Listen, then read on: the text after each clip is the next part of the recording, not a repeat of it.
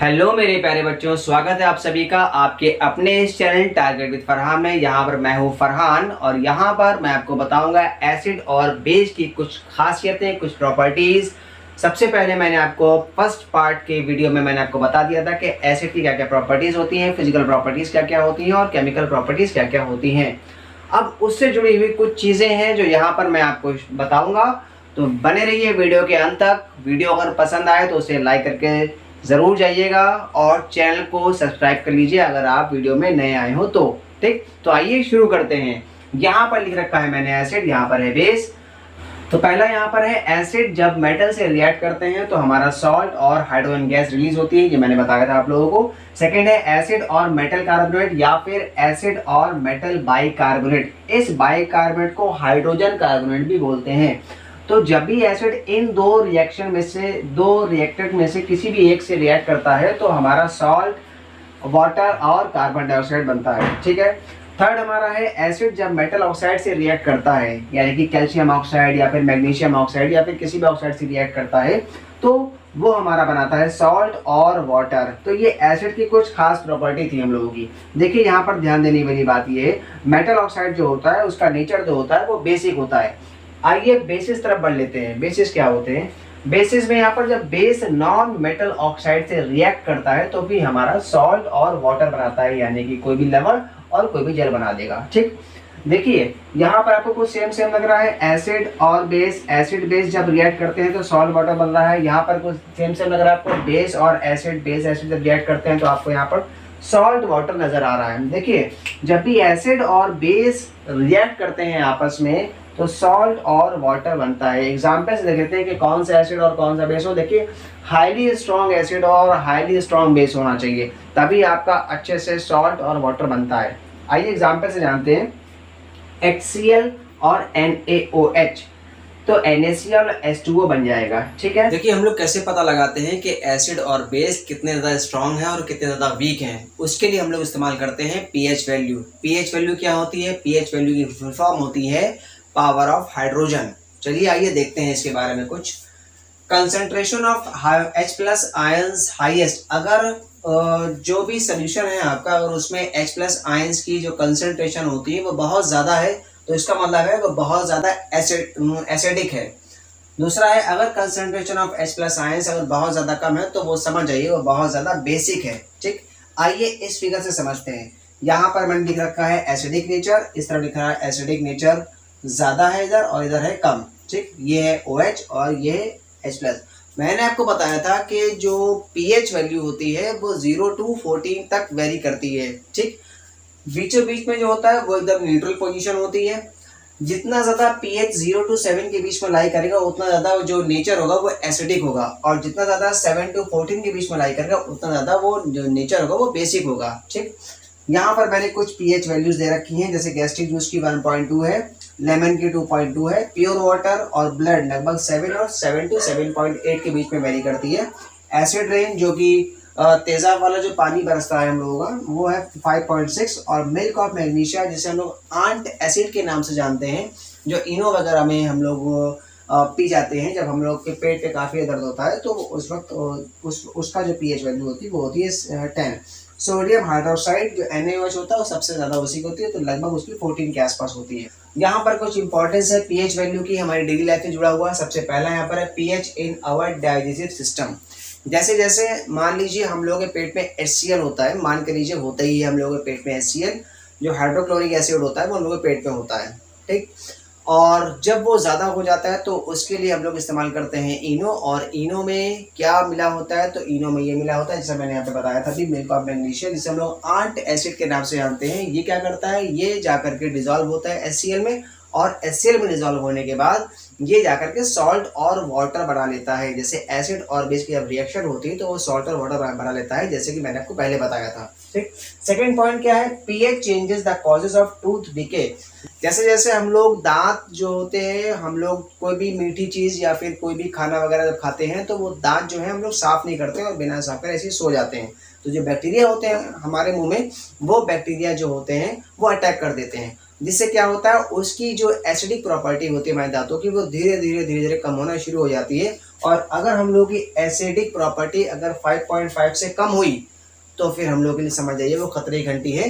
तो इसलिए हम लोग सुबह उठ करके क्या करते हैं, कुछ बेस इस्तेमाल करते हैं। बेस क्या होता है, टूथपेस्ट होता है जिसमें कैल्शियम कार्बोनेट मिला होता है, और वो कैल्शियम कार्बोनेट जो हम लोग इस्तेमाल करते हैं जिससे एसिड और बेस दोनों न्यूट्रल हो जाते हैं।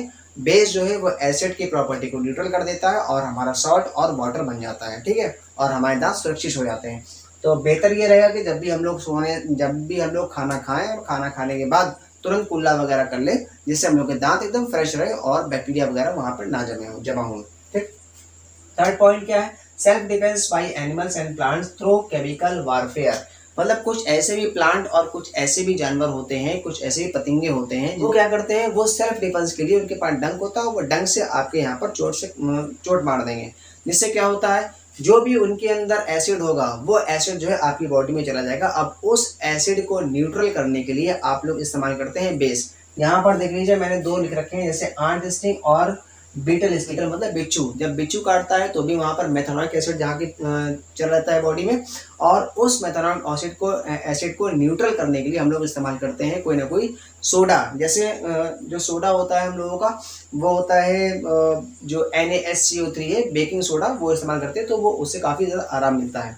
दूसरा चीज़ है यहाँ पर लिखा हुआ वास्प स्टिंग, यानी बर्रैया जब हम लोग काटती है तो वो हम लोगों में एसिड नहीं देती है, ये याद रखिएगा, एसिड नहीं देती है, वो हम लोगों में देती है बेस छोड़ देती है। अब जब बेस छोड़ देगी तो फिर बेस को कौन न्यूट्रल कर सकता है जी, बेस को न्यूट्रल कर सकता है एसिड।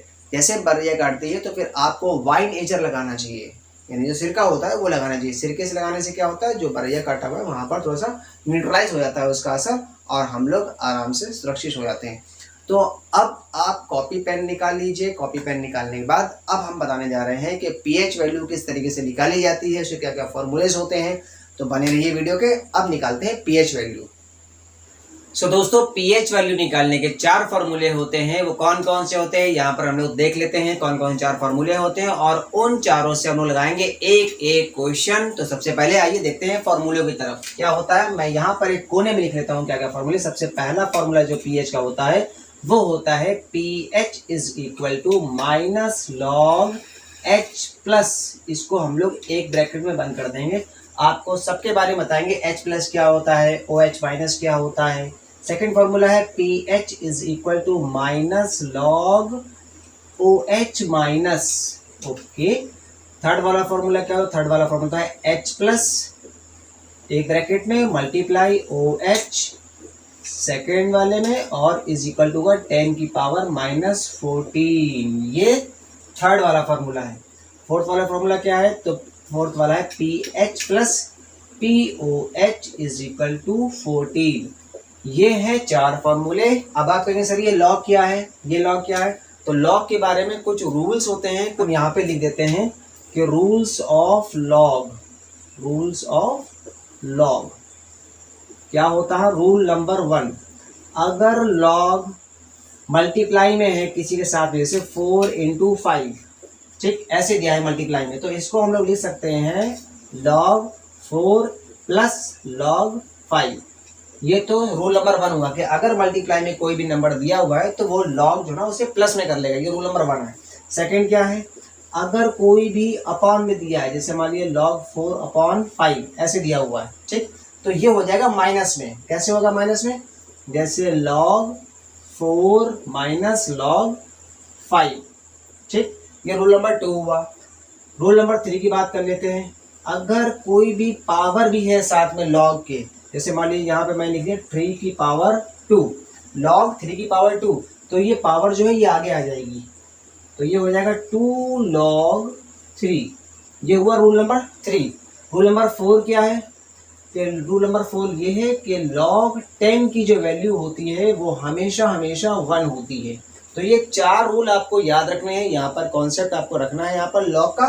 अब इन्हीं रूलों से और इन्हीं फार्मूलों से हम लोग लगाते हैं सवाल। सबसे पहला वाला जो फार्मूला आपका है pH is equal to minus log H plus, इससे हम लोग पहले एक सवाल लगाते हैं। यहाँ पर मैं क्वेश्चन लिख लेता हूँ और यहाँ पर लिखा हूँ द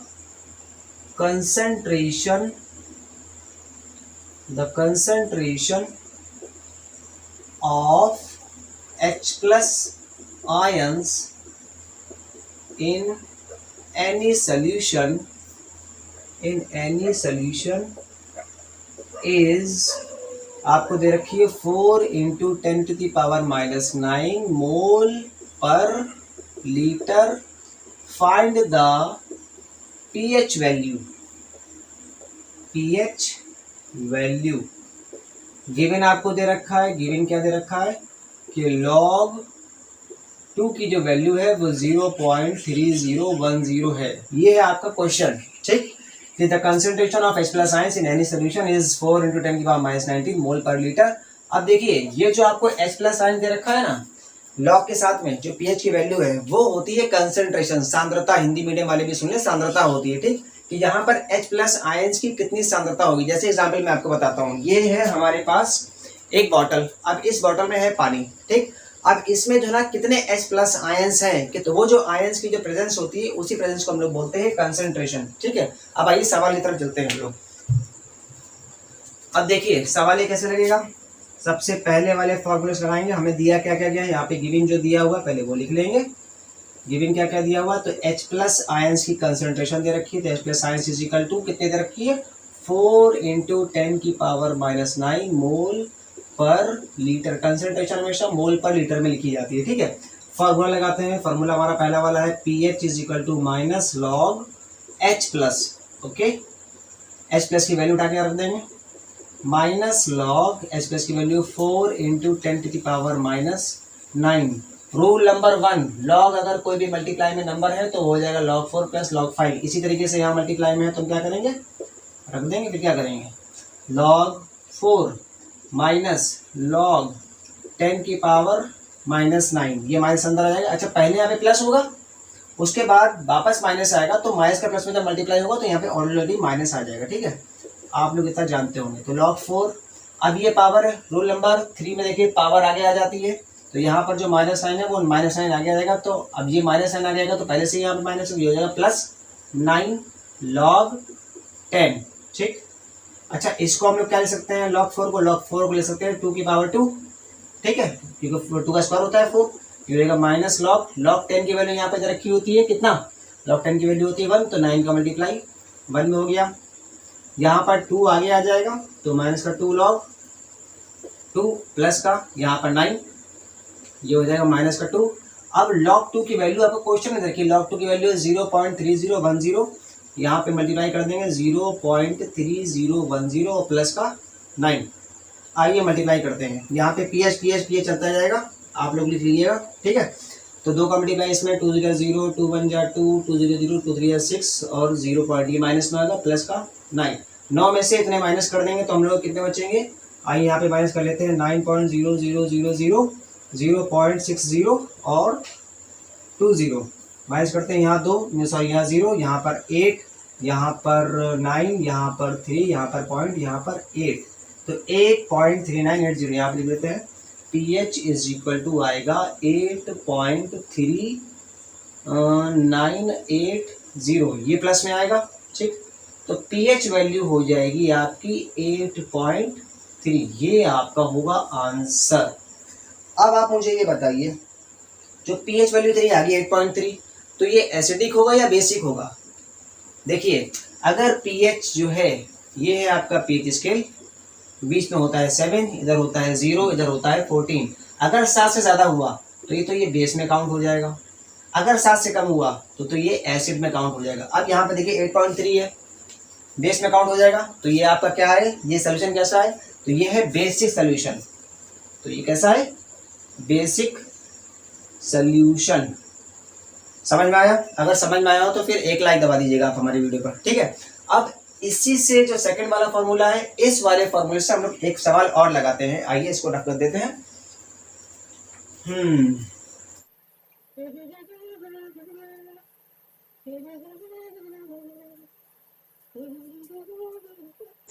इसको बैठा देते हैं, एक नया सवाल बनाते हैं। यहाँ पर नया सवाल क्या होगा, the concentration of OH minus ions, ठीक है। सवाल चेंज कर दे रहे, the concentration of OH minus ions in any solution is 1 into 10⁻⁻11 मोल पर litre. Find the pH value, find the pH value, आपको पीएच वैल्यू निकालनी है। कैसे निकालेंगे, कैसे निकालेंगे, कैसे निकालेंगे, चलिए निकालते हैं। अब हम लोग, हमें दिया क्या है, हमें दिया है OH, जो गिवन है वो OH आयंस की हमें वैल्यू दे रखी है। तो OH आयंस की कितनी वैल्यू देखिए, 1 × 10⁻11 मोल पर लीटर। ठीक, रख देते हैं इस वाले फॉर्मूले में, सेकेंड वाले फॉर्मूले में। तो pH इज इक्वल टू क्या होगा, माइनस लॉग OH, ठीक, माइनस लॉग OH की वैल्यू। अच्छा 1 का मल्टीप्लाई इसी में करेंगे तो तुम्हारा यही आ जाएगा 10⁻11। ओके, तो हम यहाँ पे 10⁻11 लिख दें, कोई दिक्कत नहीं होना चाहिए। अगर हम यहाँ पे 1 में रख देंगे तो फिर log 1 की वैल्यू 0 होती है। ठीक, जैसे यहाँ पर log 10 की वैल्यू 1 होती है, ऐसी log 1 की वैल्यू क्या होती है, 0 होती है। ठीक, तो वहाँ पर 0 हो जाएगा, इससे कोई फर्क नहीं पड़ेगा अगर हम 1 रखें या ना रखें। ठीक है, तो यहाँ पर ये -11 आगे आ जाएगा, ये रूल नंबर 3 से। तो ये आएगा -11 आगे और ये हो जाएगा log 10। log 10 की वैल्यू 1 होती है, तो लिखी हुई है, ये 11 हो जाएगा और ये हो जाएगा 1 और 11 1 जहाँ होता है 11। तो pH आपका, सॉरी ये POH होगा यहाँ पर, तो ये आ रहा है POH। अब आप कहोगे सर pH नहीं निकाला आपने, तो pH कैसे निकालेंगे, देखिए यहाँ पर फॉर्मूला नंबर काम करेगा 4 वाला है, pH + POH = 14। तो POH तो हमारा निकल के आ गया 11। ठीक, ये फॉर्मूला लगाएंगे सेकेंड वाला, pH + POH = 14। तो POH कितना है 11, ये है 14, ये है pH निकालेंगे कितना आ जाएगा, तो pH आएगा आपका 3। अब आप बताइए pH वैरी करता है किससे किसके बीच में, 0 to 14 के बीच में। अगर 0 to 7 के बीच में आ रहा है तो एसिड होगा, और 7 से लेकर 14 के बीच में आ रहा है तो बेस होगा। ये हमारा 3 आ रहा है, तो इसका मतलब सोल्यूशन कैसा होगा, एसिडिक सोल्यूशन होगा, एसिडिक सोल्यूशन होगा। अंडरस्टैंड। तो ये थे हमारे कुछ फॉर्मूले, और उन फॉर्मूलों के बेस पर ये था हमारा कुछ क्वेश्चन। दोस्तों इन 3 फॉर्मूलों से तो मैंने आपके 3 सवाल लगा दिए, ठीक, जिसमें ये 3 फॉर्मूले इस्तेमाल हुए। अब ये जो ये वाला फॉर्मूला पूछा, आप बोलोगे ये तो सवाल ही नहीं लगाया, तो इस वाले से भी एक क्वेश्चन लगा देते हैं। फिर मैं आपको लगभग 2 क्वेश्चन आपको होमवर्क के लिए दूंगा। आप लोग मुझे कमेंट करके बताइए कि आपने किया है या फिर नहीं किया। यही आपके लिए फीस है कि आप लाइक करके हमारा उत्साह बढ़ाइए, और कमेंट में जो भी आपको होमवर्क दे वो आप कमेंट में बताइए कि हाँ मैंने किया है या फिर नहीं किया। चलिए इस वाले फॉर्मूले से अब हम लोग क्वेश्चन एक कर लेते हैं। तो यहाँ पर मैं क्वेश्चन लिख लेता हूँ, in any solution the concentration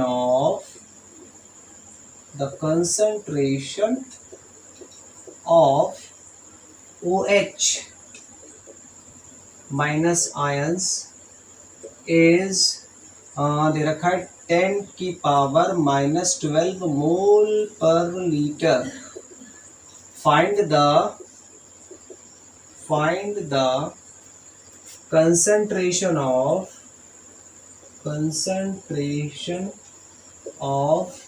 H+ ions and pH value. देखिए अगर आपको आता है ये, तो वीडियो को अभी पॉज कीजिए और अभी के अभी आप सवाल लगाना शुरू करें, ठीक है, और फिर बाद में आंसर मैच करेंगे, देखते हैं किसका सही आता है। ठीक, और नहीं आता तो फिर आप हमारे साथ चलिए यहाँ पर लिख लेते हैं सोल्यूशन।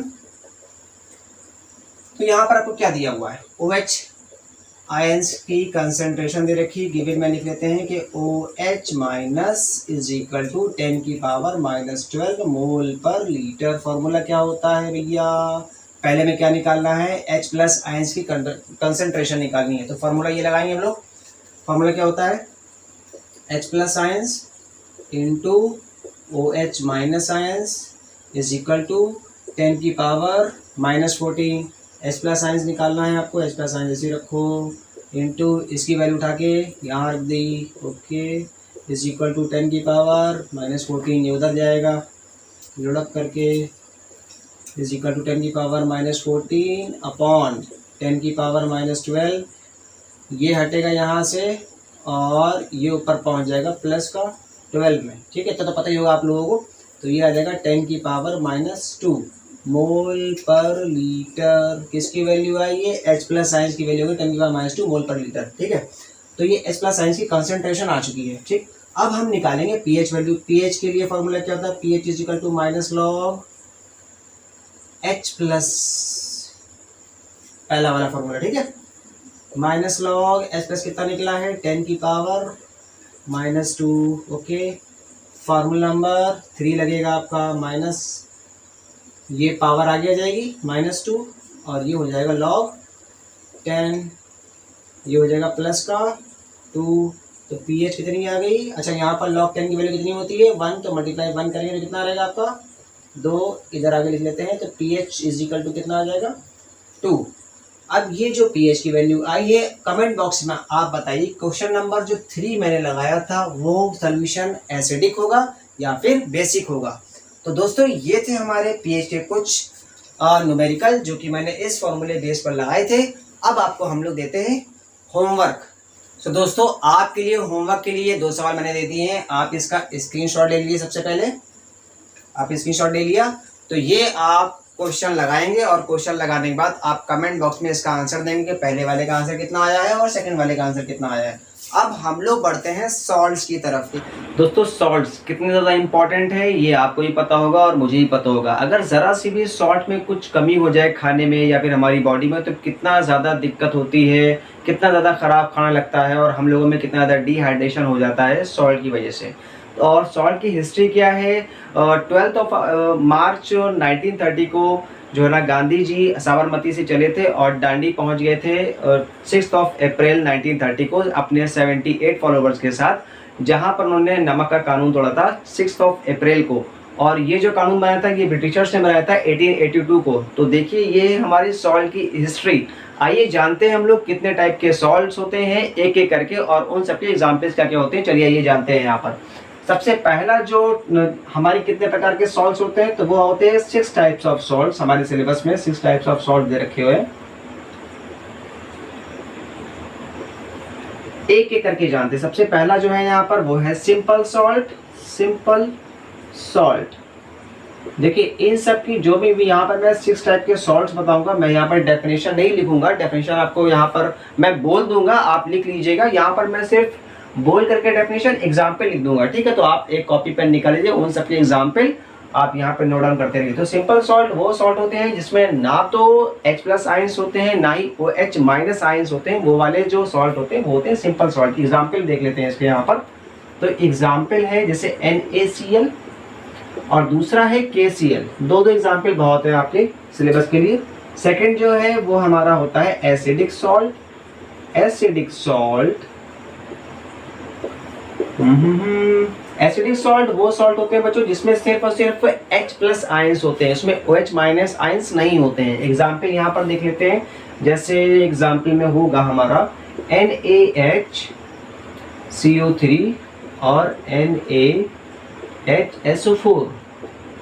NaCO3 ये तो हमारा बेकिंग सोडा है और NaH ये है सोडियम हाइड्रोजन सल्फेट। ठीक है, थर्ड वाले की बात कर लेते हैं। थर्ड वाला जो टाइप होता है वो हमारा होता है बेसिक सॉल्ट। बेसिक सॉल्ट जैसे एग्जाम्पल नाम से पता चल रहा है बेसिक सॉल्ट क्या होता है, मतलब ऐसे सॉल्ट जिनमें OH माइनस आयंस हो। The salts which have OH minus ions are called basic salts. Example की बात कर लेते हैं। यहाँ पर एग्जाम्पल कौन कौन से होंगे, जैसे NaOH हो गया, जैसे ZnOHCl हो जाएगा, इसको हम लोग बोलते हैं जिंक ऑक्सीक्लोराइड, और एक और हो जाएगा MgOHCl, इसको हम लोग बोलते हैं मैग्नीशियम ऑक्सीक्लोराइड। ठीक है, इन सब में OH आपको दिख रहा होगा, इन सब में HH दिख रहा होगा। ठीक है, और फोर्थ वाले की बात कर लेते हैं। फोर्थ वाला हमारा होगा डबल सॉल्ट। डबल सॉल्ट ये कैसा सॉल्ट होता है, तो डबल सॉल्ट वैसे सॉल्ट होते हैं जिसमें आपको डबल सॉल्ट देखने को मिलते हैं। जैसे एग्जाम्पल मैं आपको बताता हूँ यहाँ पर, दो salts which have double salt is are called double salt. ठीक, कितनी अजीब डेफिनेशन है। तो एग्जाम्पल यहाँ पर होगा K2SO4Al2SO4 का होल थ्राइस और 24H2O, इनको हम लोग बोलते हैं पोटाश एलम। जैसे हिंदी में हम लोग बोलते हैं फिटकरी, उसी को बोलते हैं इंग्लिश में पोटाश एलम। ये पोटाश एलम का फॉर्मूला है। और दूसरा है FeSO4NH4 का होल ट्वाइस और SO4, इनको हम लोग बोलते हैं मोहर सॉल्ट, मोहर सॉल्ट। ठीक है, पांचवे की बात कर लेते हैं। पांचवा हमारा है मिक्स्ड सॉल्ट। ये मिक्स्ड सॉल्ट कैसा होता है? बिल्कुल मिला मिला होता है मिक्स्ड सॉल्ट। मिक्स्ड सॉल्ट वो सॉल्ट होते हैं जिनमें एक से ज्यादा रेडिकल होता है, या तो फिर एसिड का या तो फिर बेस का, एक से ज्यादा रेडिकल होते हैं। तो मिक्स्ड सॉल्ट की यहाँ पे बात कर लेते हैं। इसके एग्जाम्पल क्या होंगे? जैसे CaOCl2, ये है हमारा bleaching powder.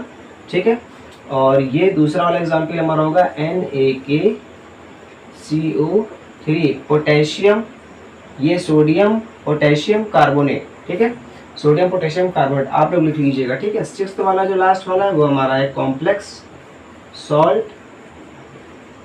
Complex salt, complex salt क्या होते हैं? मतलब वो बहुत ही ज़्यादा कॉम्प्लेक्स होते हैं, वो वाले कॉम्प्लेक्स सॉल्ट होते हैं। एग्जाम्पल हम लोग देख लेते हैं। एग्जाम्पल क्या होगा? जैसे K4FeCN6, K4FeCN6, एक ये ऐसा बड़ा ब्रैकेट लगा लेंगे हम लोग। ठीक है, K4FeCN6। और दूसरा जो हम लोगों का होगा एग्जाम्पल में, अच्छा इसका नाम क्या है? इसका नाम है पोटेशियम फेरोसाइनेट, साइनाइड, पोटेशियम फेरोसायनाइड।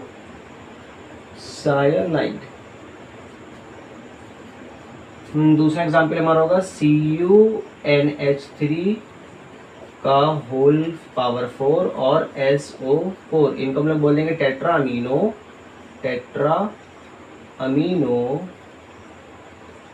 आपको विजिबल हो रहा है? Tetra amino cupric sulphate, cupric sulphate. तो दोस्तों ये है हमारे टोटल 6 टाइप ऑफ सॉल्ट। आप इसका स्क्रीनशॉट ले सकते हैं। बच्चों, सोडियम हाइड्रोक्साइड जिसका फॉर्मूला होता है NaOH, जिससे हम लोग कास्टिक सोडा के नाम से भी जानते हैं, वो किस तरीके से बनता है, उसकी क्या क्या रिएक्शंस होती हैं, क्या क्या यूजेस होते हैं, चलिए आइए देखते हैं। यहाँ लिख रखा है मैंने sodium hydroxide caustic soda NaOH। इसकी रिएक्शंस क्या होती है? इसकी रिएक्शंस होती है 2NaCl 2H2O, और आगे लिखा हुआ है इलेक्ट्रोलाइट। इलेक्ट्रोलाइट का मतलब क्या होता है अभी मैं आपको इस फिगर से समझाता हूँ। ये है आपका एक फिगर जो कि आपकी NCERT की बुक में दे रखा है। ये है ब्राइन, यानी कि इस वाले पोर्शन में काफी सारा नमक और काफी सारा पानी मिला हुआ है, यानी कि नमक और पानी यानी नमकीन पानी मिला हुआ है। ठीक है, यहाँ पर एक वायर आया हुआ है जो कि है प्लस वाला यानी एनोड वायर, और यहाँ पर एक वायर आया हुआ है जिसका नाम है कैथोड वायर यानी कि माइनस वाला वायर। ठीक है, ये दोनों वायर कनेक्टेड हैं एक किसी बैटरी से, आप चाहे मान ले, या फिर किसी प्लग से मान ले जहां से बिजली सप्लाई हो रही है, यहाँ से लाइट आ रही है। ठीक, अब जैसे ही ये लाइट इसमें आती है तो इसके अंदर जो भी मौजूद है हमारा यानी कि NaCl और H2O, ठीक इसी तरीके से रिएक्शन तरफ देखिए। NaCl और H2O जो अंदर मौजूद है, जो नमकीन पानी मौजूद है यानी जो ब्राइन मौजूद है, वो क्या होगा? धीरे धीरे गर्म होना शुरू होगा। जब सप्लाई अंदर जाएगी लाइट की तो धीरे धीरे गर्म होना शुरू होगा, और सबसे पहले जो इसके अंदर मौजूद है Cl, जो Cl के जो भी आपके यहाँ पर आयंस मौजूद है वो सारे के सारे एनोड की तरफ शिफ्ट होना शुरू हो जाएंगे, क्योंकि पॉजिटिव और निगेटिव अट्रैक्ट होते हैं। और जो हमारा H+ आयंस है वो हमारा धीरे धीरे कैथोड की तरफ डिपॉजिट होना शुरू हो जाएगा, और Cl यहाँ डिपॉजिट होते होते यहाँ पर Cl2 गैस उड़ जाएगी, और यहाँ पर H+ आयंस डिपॉजिट होते होते यहाँ पर हाइड्रोजन गैस रिलीज हो जाएगी। अब Cl क्लोरीन गैस निकल जाएगी, हाइड्रोजन गैस निकलेगी, तो फिर यहाँ पर क्या बचेगा? तो यहाँ पर बचेगा हमारा ये Na+ और OH- दोनों मिलकर के हमारा बन जाएगा NaOH, जिसे हम लोग कॉस्टिक सोडा या फिर सोडियम हाइड्रोक्साइड के नाम से जानते हैं। अब आपको इलेक्ट्रोलाइट का मतलब समझ में आ गया होगा। इलेक्ट्रोलाइट का मतलब होता है कि जब बिजली के इसमें तार डालेंगे, जो सप्लाई हम लोग देंगे, उसलिए हमने यहाँ पे लिख लिया है इलेक्ट्रोलाइट। बनेगा क्या? तो यहाँ पर 2NaOH + Cl2 ये उड़ जाएगा और ये हाइड्रोजन उड़ जाएगा। आइए जानते हैं इसके यूजेस के बारे में कि क्या क्या इसके यूजेस हैं। इसके यूज है डी ग्रीसिंग ऑफ मेटल्स, यानी कि मेटल में जब ग्रीस बहुत ज्यादा लग जाती है, जब उसे साफ किया जाता है तो उसको साफ करने के लिए हम लोग NaOH का इस्तेमाल करते हैं। सेकंड वाले की बात कर लेते हैं, making of soaps and detergents. आपको पता होगा जितने भी डिटर्जेंट्स होते हैं, घड़ी साबुन हो गया, रिन साबुन हो गया, और तमाम प्रकार के जो कपड़े धोने वाले साबुन होते हैं, जितने भी व्हील्स टाइड, जितने भी पाउडर होते हैं कपड़े धोने वाले, उन सब में NaOH का इस्तेमाल किया जाता है। थर्ड वाला पॉइंट देख लेते हैं, पेपर मेकिंग। जो हम लोग पेपर पढ़ते हैं, अखबार पढ़ते हैं, या फिर जो कॉपी के पन्ने होते हैं, उन सारे पन्नों में इस्तेमाल किया जाने वाला जो सबस्टेंस होता है वो होता है NaOH। लास्ट पॉइंट देख लेते हैं, आर्टिफिशियल फाइबर बनाने के भी काम आता है, जैसे जो नायलॉन हो गया, पॉलिएस्टर हो गया और रेयॉन हो गया, ये सब हमारे आर्टिफिशियल फाइबर है, ठीक है। कुछ होते हैं जो नेचुरल फाइबर होते हैं, जैसे हमारा वूल हो गया, कॉटन हो गया, सिल्क हो गया, ये सब हमारे नेचुरल फाइबर हो गए, और ये आर्टिफिशियल फाइबर हो गए। तो आर्टिफिशियल फाइबर जो है वो हमारा बनता है NaOH से। अब जो यहाँ पर क्लोरीन गैस निकली है, जो हाइड्रोजन गैस निकली है, उनके भी कुछ यूजेस होंगे, आइए उनके बारे में जान लेते हैं। वाटर ट्रीटमेंट स्विमिंग पूल्स, पानी को साफ रखना स्विमिंग पूल में जो भी होता है वो किसकी वजह से होता है, वो हमारा क्लोरीन गैस की मदद से होता है। सेकंड पॉइंट की बात कर लेते हैं, मेकिंग ऑफ PVC। जो वायर होता है, जैसे ये जो वायर होता है, इस वायर के ऊपर हमारा PVC चढ़ा हुआ है, तो ये PVC जो बना है वो किसकी मदद से बना है, ये क्लोरीन गैस की मदद से बना हुआ है, ठीक है। आगे है पेस्टिसाइड, यानी कि जो कीड़े मकोड़े होते हैं और जो भी खेतों वगैरह में जो दवा पड़ती है, उन सब दवाओं में हमारी क्लोरीन गैस का बहुत ज़्यादा उपयोग होता है। हाइड्रोजन गैस का यूज करना, आजकल के इस बदलते मॉडर्न युग में जो सबसे ज्यादा फ्यूल के रूप में जो उभर कर आया है वो आया है हाइड्रोजन गैस, ठीक है। तो हाइड्रोजन गैस की बढ़ती डिमांड को देखते हुए आजकल हर शहरों में हाइड्रोजन गैस के जो भी पंप्स वगैरह हैं वहां पर लगाए जा रहे हैं। तो हाइड्रोजन गैस ये एज ए फ्यूल काम आता है हम लोगों की। और दूसरा सबसे मोस्ट इंपॉर्टेंट इसका काम है हाइड्रोजन का, अमोनिया इन फर्टिलाइजर्स। जो खाद वगैरह होती है उनमें जो अमोनिया इस्तेमाल होती है वो होती है हाइड्रोजन गैस के बदौलत, ठीक है। तो ये रहा हमारा सोडियम हाइड्रोक्साइड का कुछ यहाँ पर फिगर, और ये थी इसकी इक्वेशन और ये कुछ यूजेस। अब हम लोग आगे बढ़ते हैं, ब्लीचिंग पाउडर जिसे हम लोग बोलते हैं कैल्शियम हाइपोक्लोराइड। इसका फॉर्मूला होता है CaOCl2। इसका केमिकल नेम है कैल्शियम हाइपोक्लोराइड, ठीक है।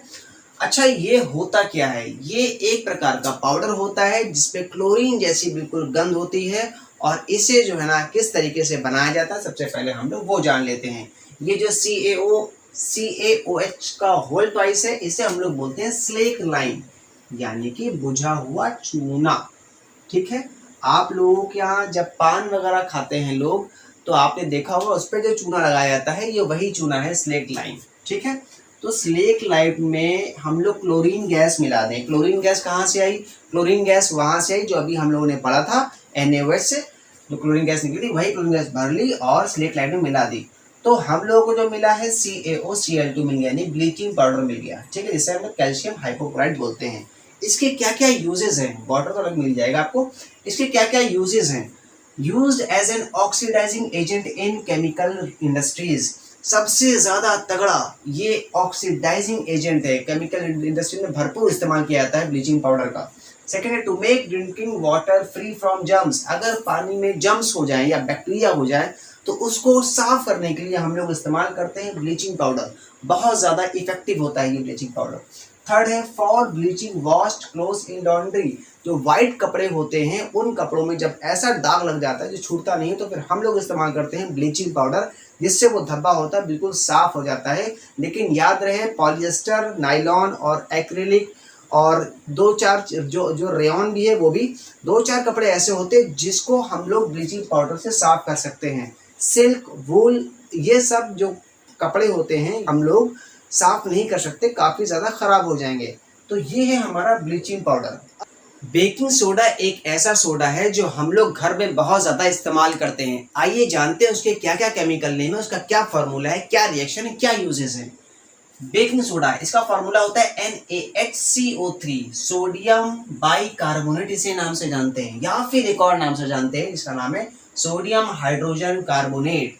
आइए इसकी रिएक्शन जानते हैं। NaCl, NH3, H2O और CO2। इस बेकिंग सोडा की बनाने की मैं एक आपको लास्ट में शॉर्ट ट्रिक बताऊंगा, आप यूं झटके से आप बेकिंग सोडा बना सकते हो। पहले ये समझिए, नमक, अमोनिया, वाटर और कार्बन डाइऑक्साइड, ये चारों चीजें मिलाने के बाद आपका बनता है बेकिंग सोडा और निकल जाता है NH4Cl, जिसे हम लोग बोलते हैं ammonium chloride. Ammonium chloride, okay. उसके बाद हम लोग क्या जानेंगे, उसके यूजेस। तो यूजेस क्या क्या है, यहाँ पर यूजेस है यूज्ड एज एंट एसिड। जब भी कभी हम लोगों के पेट में एसिडिटी जब ज़्यादा बढ़ जाती है तो उसके लिए हम लोग, हमारी जो मम्मी होती हैं वो हमें थोड़ा सा सोडा दे देती है। इससे क्या होता है, जो हम लोगों की एसिडिटी होती है वो जल्दी ठीक हो जाती है।